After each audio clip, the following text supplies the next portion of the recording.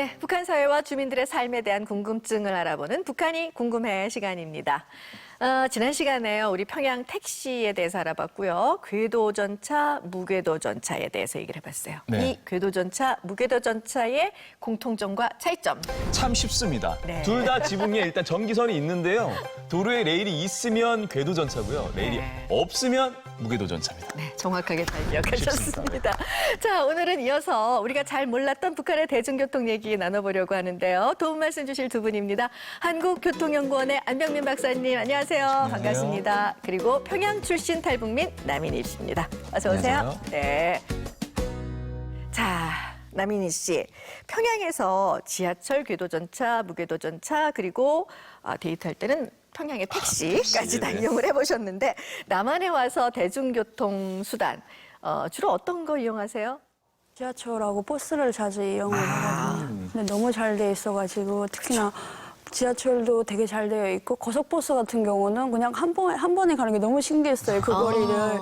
그리고 그다음에 에어컨도 너무 잘 돼 있고 진짜 시원해서 정말로 네, 좋았던 것 같아요. 그치, 뭐 좋은 게 너무 많아가지고, 뭐 에어컨 한 번에 가는 고속버스. 그러니까요. 그렇죠. 그나저나 이번에 그 폭염이었잖아요. 북한도 좀 네. 폭염이었다고 들었는데 네. 에어컨 시설 잘 돼 있나요? 버스나 그런 데 전혀 되어 있지가 않거든요. 그 지하철 같은 경우는 워낙 깊은 곳에 있다 보니까 그냥 들어가면 시원한데 버스나 뭐 궤도나 무궤도는 전혀 안 돼 있어가지고 특히 궤도 같은 경우는 사람들이 그렇게 얘기를 해요. 이동식 사우나라고 얘기를 하거든요. 그 안에 들어가면 땀이 정말 비오듯 떨어지고 막 그렇게. 저도 이 얘기 들어보니까 예전에 그 에어컨 없는 만원 버스 타고 딱 내리면은 옷이 코깃 껴있던 그 기억이 좀 많이 나네요. 자, 근데 사실 지금 우리 그 대한민국처럼 대중교통수단 이렇게 편리하게 돼 있는 나라 별로 없는 것 같아요. 안병민 박사님, 네. 정말 그렇죠? 맞습니다. 지금 우리나라 대중교통 시스템은 세계 최고 수준입니다. 왜냐하면은 이 대중교통이라는 게 이제 한 6가지 조건을 충족해야 되면 접근성, 어디 가도 빨리 탈 수 있어야 되고요. 그렇죠. 두 번 정시성, 시간을 잘 맞춰줘야 됩니다. 정시. 그리고 세 번째는 경제성, 쌓여야 되겠죠. 그다음에 네 번째는 쾌적해야 됩니다. 쾌적성. 그다음에 이제 다섯 번째가 수단 간의 연계성. 이런 것이 가장 잘 갖춰진 게 우리나라죠. 또한 우리나라의 가장 큰 강점이 뭐냐면은 대중교통 수단이 다른 교통수단에 비해서 우선권을 갖는다는 국민적인 공감대 형성이 됐습니다. 당연한 거죠. 그래서 버스 전용 차로제가 성공적으로 운영이 되고 있는데 자동차 중심의 이런 서방 국가에서는 버스 전용 차로제 이런 거는 국민들이 동의를 할 수 없는 그런 개념들입니다. 그래요? 그다음에 우리가 잘 돼 있는 게 이제 통합요금 시스템. 우리가 교통카드 하나 갖고서 서울이든 부산이든 대전에서 다 쓸 수가 있죠. 네. 그다음에 이제 교통카드. 그다음에 이제 환승 시스템 이런 것들을 우리가 세계 최고 수준의 대중교통 강국이라고 볼 수 있습니다. 당연한 줄 알았어요. 그러니까요. 저는. 어머, 너무 당연한 게 이렇게 또 갑자기 자부심이 생기네요. 아니 근데 네. 예전에는 뭐 지하철 푸시맨이다. 그리고 뭐 요즘에 출퇴근길 이렇게 지옥철이다 이런 말들 있잖아요. 뭐 지금이야 조금 시설이 많이 나아져서 좀 덜하지만 북한 출퇴근 시간도 비슷한가요? 완전 출퇴근 시간이 완전 전쟁이거든요. 그 지하철이 좀 있는 강 안쪽 사람들은 괜찮은데 지하철이 없는 그런 강 바깥쪽에 사는 사람들은 정말 새벽같이 나와갖고 줄 서서 출퇴근을 해야 되는 그런 네. 뭐 사람도 많고요. 네, 사람이 정말로 많아갖고 얼마나 많은지, 어떤 상황인지 일단 백문이 불여일견인데요. 저희가 그 북한의 사정을 좀 볼 수 있는 좀 오래되긴 했습니다만 북한 영화를 준비를 해봤습니다. 제목이 함께 탑시다입니다. 자 일단 시내버스가 달리고 있고요. 이제 오래된 저 영화인데 멀리서 제 모습을 보는 것 같아요. 한 우와. 남자가 열심히 뛰고 있습니다. 달립니다. 저 줄 봐요, 줄. 미리 씨, 저 줄. 저거는 아무것도 아니에요. 저 한 줄로 선다는 거는 정말로 양호한 경우예요, 저거는. 막 두 줄, 세 줄 이렇게 떼로 밀릴 때가 있어요, 사람들이. 줄이 너무 기니까 끼어들기를 하는 건가요? 끼우지 말라요. 아이고 미안합니다. 이거 사정해서 그럽니다. 어머, 이게 뭐예요, 질수 없이? 이거 함께 좀 탑시다. 그래서 함께 탑시다군요. 결국은 뭐 끼어들기 하다가 망신을 당하네요. 진짜 뒤에 쓰지. 아니 끼어들기 하는 사람이 많아요? 출근 시간 같은 경우에 진짜 많거든요. 근데 저기 출퇴근 시간 같은 데 보면은 그 귀찰대가 있거든요. 버스 질서 유지하는 귀찰대가 귀찰대. 있는데 그 귀찰대에 담배 주면은 계속 끼어지게 하고 뭐 그런 것도 많아요. 자, 이렇게 줄을 서서 타야 한다는 건 그만큼 승객에 비해서 버스가 많지 않다. 이런 뜻 아니겠어요?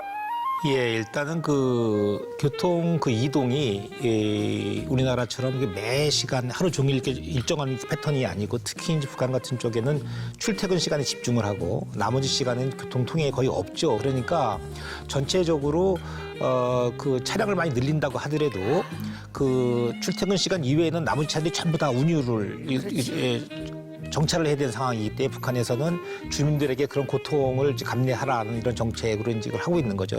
김정은 위원장이 대중교통수단 확충을 그렇게 간절하게 바라는 그런 거였군요. 네, 네. 네, 여긴 또 다른 버스 정류장인데요. 네. 버스 안내양이잖아요. 버스 차장이라고요. 우리도 그 예전에 그렇게 했고요. 저렇게 다 타고 있어요?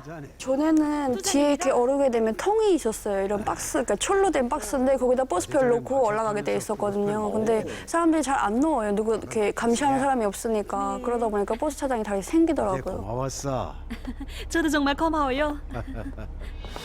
그런데 이제 저 예전에 보면 북한 버스를 보니까 이렇게 별이 빨간 별이 붙어 있더라고요. 그 빨간 별. 그게 뭐죠? 뭐 5만 킬로를 무사고로 뛸 때마다 하나씩 주는 건데 별이 많을수록 그만큼 사고가 없다는 그런 것도 있고. 5만 킬로. 5만 킬로미터요? 네. 예. 오. 그때마다 그러니까 별이 한 5개면 근데 25만 25만. 뛰었다. 10개면 50만. 50만. 별 많이 달린 차량들도 예전에 많았던 것 같아요, 안 박사님.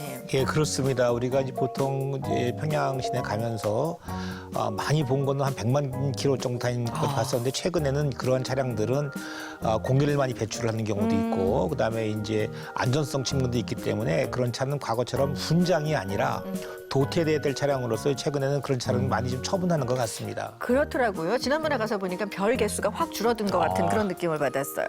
네, 뭐 여러 가지 의미로 평양 가게 되면 버스의 별 개수를 좀 확인을 해봐야 되겠습니다.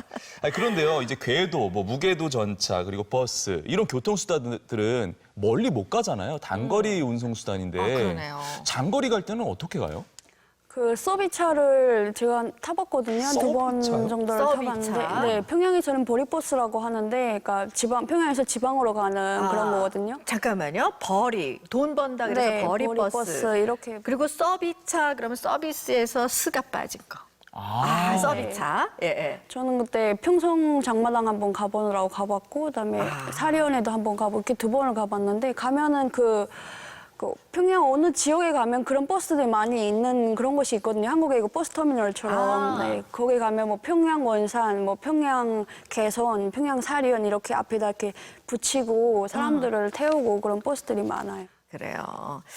근데 이제 사실 이런 얘기 하다 보면 우리 이제 뭐 장거리 운송 얘기하면 버스 기차 타기도 합니다만은 우리가 사실은 승용차 많이 타기 그렇죠. 때문에 대중교통 비중이 그렇게 높지는 않거든요. 근데 북한은 아무래도 그게 없다 보니까 대중교통 얘기를 좀 더 많이 하는 게 아닌가 싶어요, 박사님. 네네.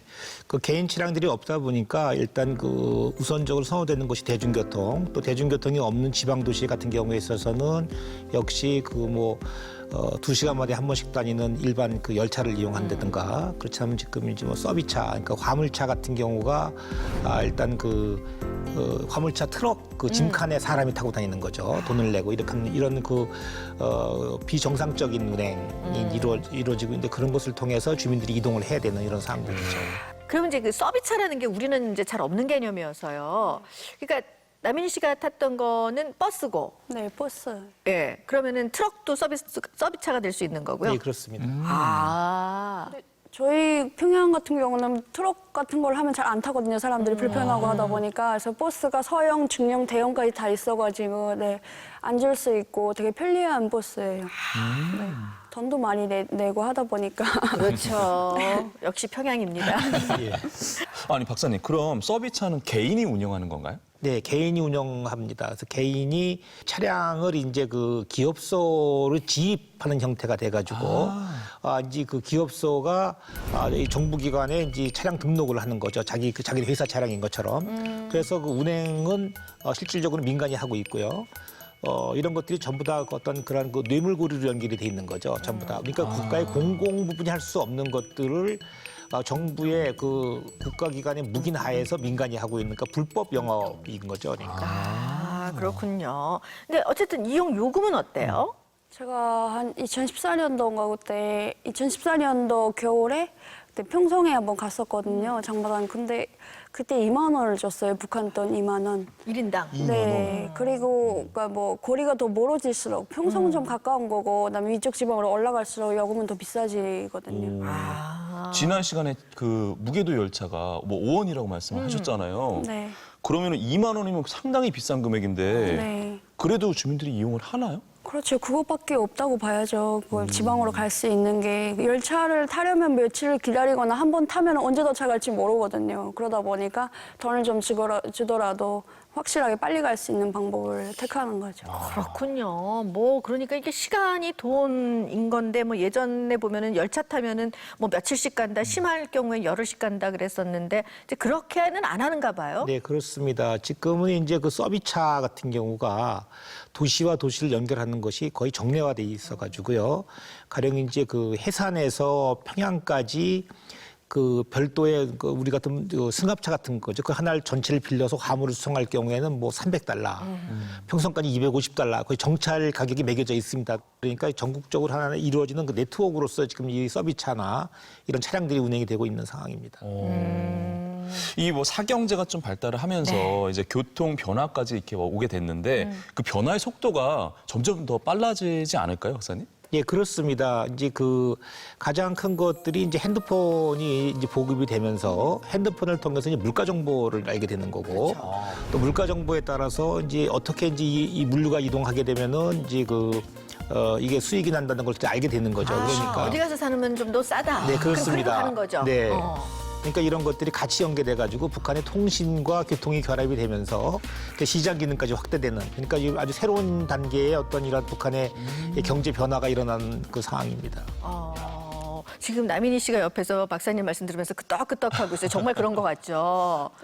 예. 몰랐었는데 듣고 보니까 뭐가 다 연결이 되는 것 같네요. 예. 아니, 왜냐하면 그런가 보다 하고 살다가 이제 맞아요. 이렇게 해서 맞아 그랬었지 하고 해석이 되는 거죠.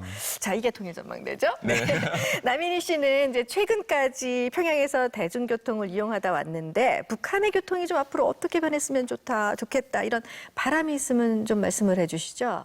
네, 제가 한국에 그 남한에 와서 대중교통을 이용하면서 제일 놀랍고 신기했던 게 안전 문제. 승객들의 안전 문제에서 그 지하철 보면 안전문도 다 설치되어 있고 뭐 언제 내립니다, 문 닫습니다. 되게 많이 잘 되어 있잖아요. 그런 게 북한에 하나도 안 되어 있고 그런 측면에서 본다면 궤도 같은 건 좀 없어졌으면 좋겠거든요. 그게 막 문에 매달려 가던 사람들이 이렇게 커브 돌면서 문이 열려서 떨어져서 사고로 죽는 경우도 있고 사고가 엄청 많이 나거든요. 그래서 좀 안전적으로 좀 많이 북한 교통이 변화됐으면 좋겠어요. 더 지금 안전하게. 말씀하신 것처럼 그 개문발차나 뭐 이렇게 떨어지는 그런 사고 같은 건 예전에 우리도 많았는데 네. 이걸 통해서 우리는 이제 이미 많은 것들을 보완을 했는데 북한은 아직 이제 그런 해야 할 일이 많구나 하는 생각을 하게 되네요. 네, 북한 전 지역 주민들이요 보다 더 편리하게 이동할 수 있는 그날이 오길 기대해 보겠습니다. 자, 오늘 도움 말씀 주신 두 분 고맙습니다. 네, 감사합니다.